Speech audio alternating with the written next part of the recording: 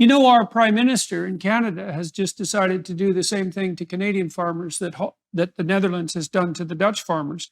He's going to force them, because he likes to use force, because he's saving the planet, even though he's not. He's going to force them to reduce their nitrous oxide output. And here, get this, man, this is something. He decided that he's going to do that without calculating the ratio of pollution produced to food produced. And so the provinces and the farmers are pushing back and saying, well, how about you judge our polluting use on the basis of how much food we produce? Wouldn't that be like vaguely reasonable? And the answer from the feds has been, no, we want an absolute reduction.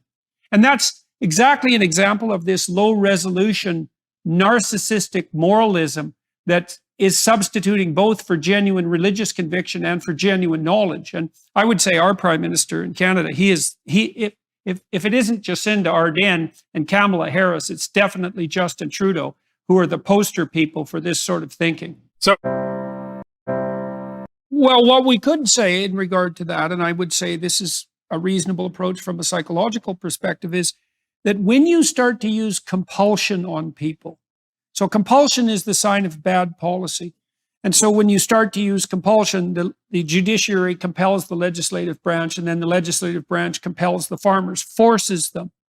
Well, as soon as you use force on people, you undermine trust by definition, right? Because you don't need to use force on people where there's mutual consensus and trust. So use force, and then you elicit paranoid reactions.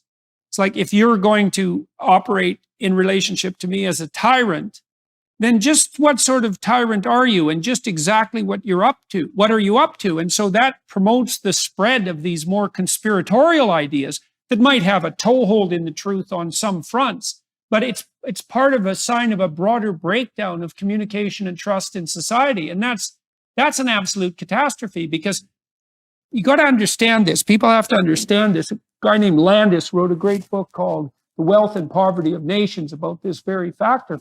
He basically claimed, and I think with plenty justification, that the only real natural resource is trust, and that it almost requires a metaphysical miracle to set up a country where the default response from one stranger to another is, well, of course I can shop in your store and you're not going to rip me off. Of course I can buy something online and I'm going to get the product. Of course I can send my kids to schools that the government runs and that'll be fine. It's just a matter of course. That's a miracle. And when you use compulsion in the service of an apocalyptic ideal and undermine that trust, then you generate all sorts of, well, an endless amount of conspiratorial thinking.